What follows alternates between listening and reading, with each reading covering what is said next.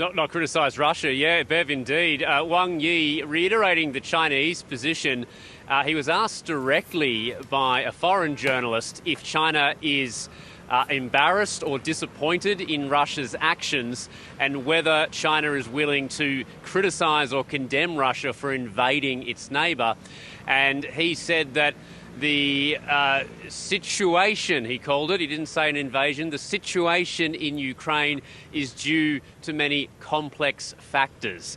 And he said in order to resolve this situation, we need cool heads, rational minds. He was sort of having a veiled dig at the European nations and the United States. And he basically said that he supports all sides, China supports all sides to engage in peaceful negotiations. Now, on face value, this makes it sound like China is taking a neutral stance. It's not supporting the Russian invasion, nor is it supporting Ukraine. But of course, this is a very embarrassing position, Bev, for China, because traditionally territorial sovereignty and territorial integrity has been a mainstay of China's foreign policy positions. And to have one country quite blatantly invade another country, this is a real contradiction for China's long-standing commitment to territorial sovereignty.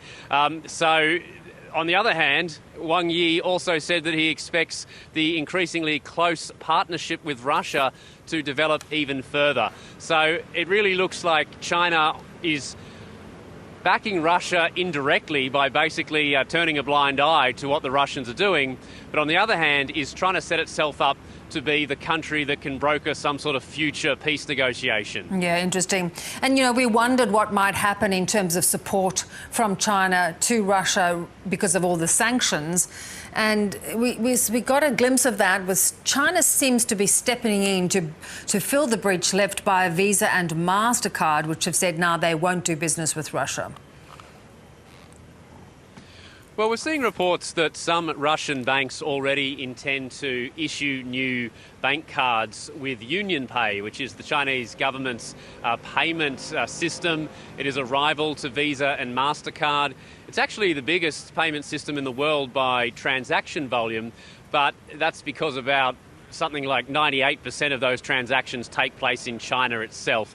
On the global scale, UnionPay is increasingly widely available, but doesn't really compare to Visa or MasterCard. So this would, in theory, make it easier for Russian consumers to facilitate payments, certainly with Chinese companies, and to some extent with businesses outside of China, but it won't quite be the same as replacing the sort of network access that Visa and MasterCard provided. Yeah. Did Wang Yi have anything to say about comparisons being drawn between Ukraine and Taiwan?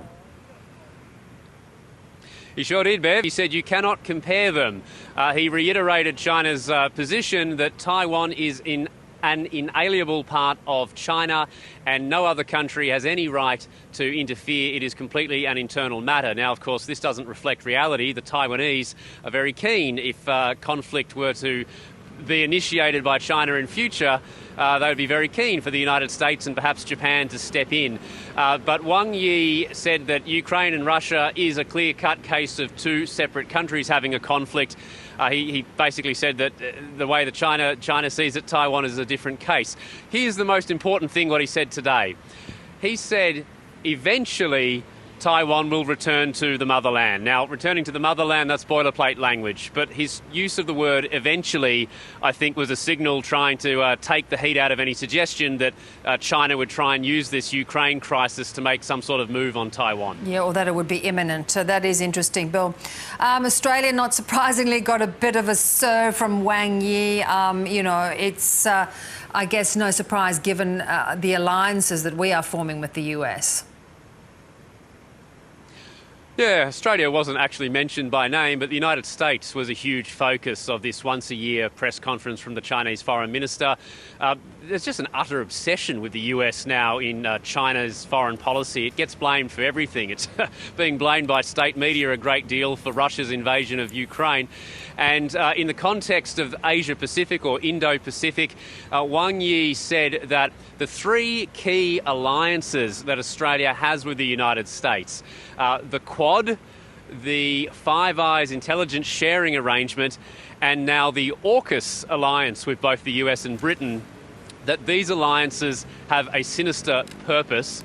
And he said that ultimately it's all part of a US ploy to try and create a NATO equivalent in the Indo-Pacific, which is aimed at containing China. This is a long-standing thing that the Chinese government talks about, being the world's most populous country, Bev, being the world's second biggest military by expenditure. China is not a country that needs to rely on alliances, and the way the Chinese government wants to see it in our part of the world, smaller countries shouldn't be forming military alliances either.